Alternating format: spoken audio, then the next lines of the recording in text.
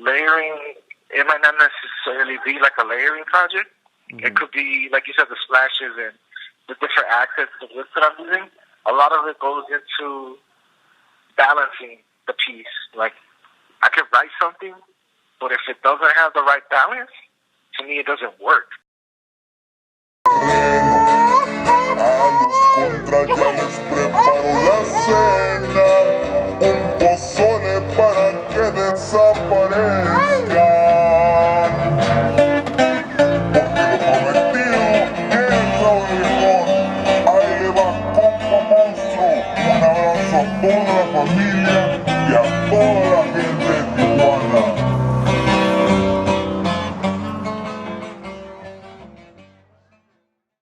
Nomás lo hace como que natural, así que es weird. ¿Cómo me explico que lo puedo ver antes? Está, I can see things, like it sounds weird, but I can see it before it actually happens. La animación tuya está bien alcanzada. There's been times where I freak myself out on shit. I literally picture like how I'm gonna do it, and I'll be splashing shit, and it's like, that's how exactly like it just comes out. It just comes out, bro. It's like weird as fuck. I don't know. Okay, well, for me, man, like, it goes, it's like it's a family thing. It goes deep. My mother actually does calligraphy. She knows how to write calligraphy, different scripts, different old English, black letter. Like, she knows how to do that. So when I was a shorty, she used to do wedding invitations, and she would have me, like, sit down next to her as a kid when I'm, supposed to be practicing, like, penmanship.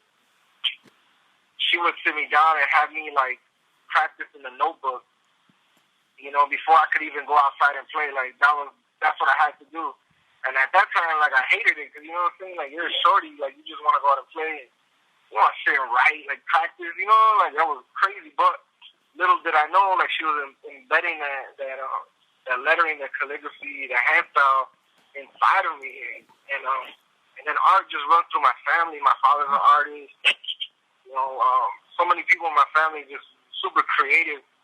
So it's in my blood, man, just to get, and even going back to my heritage, my roots, man. Like, Aztec Mayans, like, the way they wrote things down, they carved into stone, and they were using images that told stories and things that were the most important to them.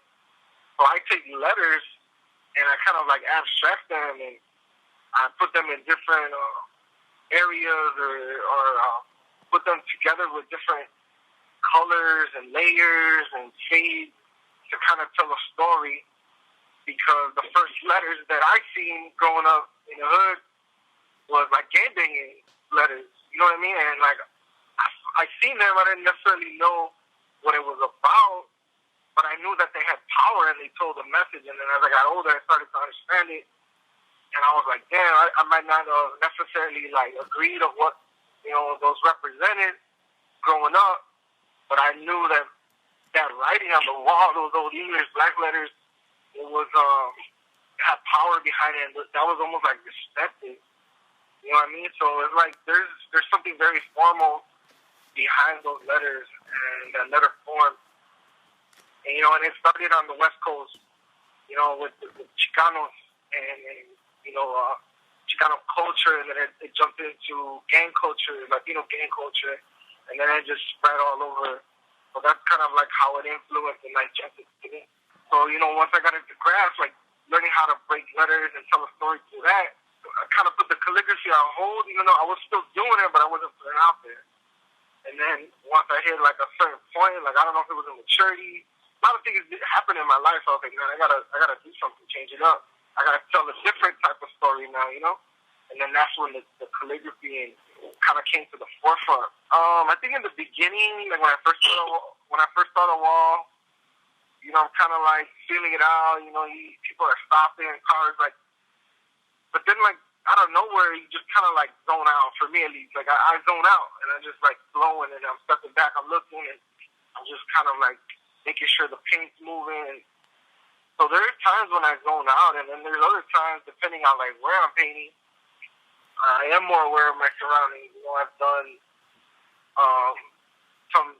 illegal with, the calligraphy, and, I'm a little more, like, looking out of where I'm at, or, like, say I'm in a bando doing stuff, you still got to kind of be, like, paying attention, and noises and different things like that, and, so it depends, and then on the project as well, but there is a point where you're, like, you really kind of just zone into your work, and, 15 minutes, it'll seem like 15 minutes, and then you've been at that wall working on it in, like, 2-3 hours, so when you're in that zone, time can fly, for sure. In the beginning, like you said, it has to come naturally, like, after a while, it's got to flow. You got to, like, be one with what you're doing. It sounds weird or whatever, I don't know, but, like, you have to really be, like, in movement of what you're trying to say, like, your pen, your mind, and the ink, everything has to be, like, on the same accord, you know what I mean? But, so, like, in the beginning, it wasn't like that. It was, like, the total opposite. It was just so awkward, stiff. I'm like, man, like, I remember being a kid, like, not being able to flow right, and then as I got older, just practicing, I just, like, it's just muscle memory, like, be able to really convey what you're thinking through those letters into your wrist, right? And then as you that's on paper, and then once you get a little larger scale, you start doing bigger canvases, and then it starts becoming your arm, like you're moving your body a little bit, like now you're incorporating your arm, more of your body, and then, once you go large scale walls, I'm like, man, now it's like a whole workout, because when I'm doing these big strokes and different things like that, it's like I'm getting my whole body involved, like I'm moving, and then that plays into, like, the letters that I like to do. I kind of like to give them an angle, have a lot of different accents, popping here, popping there, different, whips coming out to kind of, like, give them energy. And letters, they're you look at them, they're, like, stationary, but when I'm painting a wall, depending on the wall or the feel, like, I want to make them look as if they're moving, like they have this movement, this energy, and they're splashing up, they're giving something off. So that's kind of like where that whole thing plays into what I've been doing lately.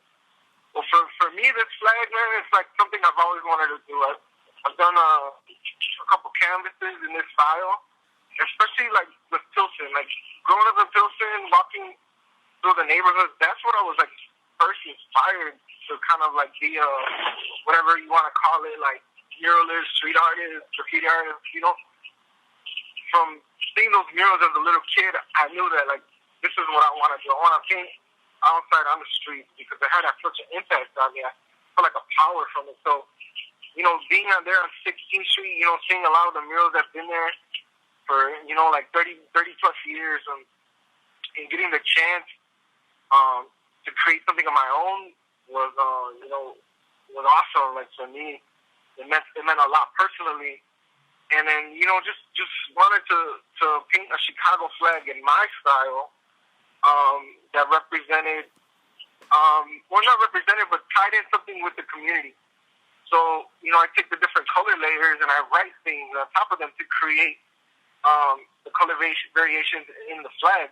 So I wrote different streets that were in Pilsen that either I lived on, that I grew up in, I had family members, I went to church at, something that happened there, like a crazy story. So all those different things that on different streets in Pilsen, I wrote them on that wall that built up the flag and built up what, Pilsen was to me and is to me now. And, that this wall was for the people, bro. Like, I didn't get paid for this, or, everything was out of pocket, and, my time, and I wanted to do something for the people, man, that people can step up to it and have pride in the city, and kind of not always have this these negative kind of issues about Chicago, and, like, show the positive side of it, man, so people can post up and, have something that they can stand behind and really, really be proud of. So this isn't just about me, man. I have my story behind it, but once I painted it, man, I left that for the people that are shy, you know what I mean? Kind of like tell a story on a wall and peel back the layers of a person of the story. Yeah. So that's kind of where the inspiration behind that was. All right, man. That's what's up, bro.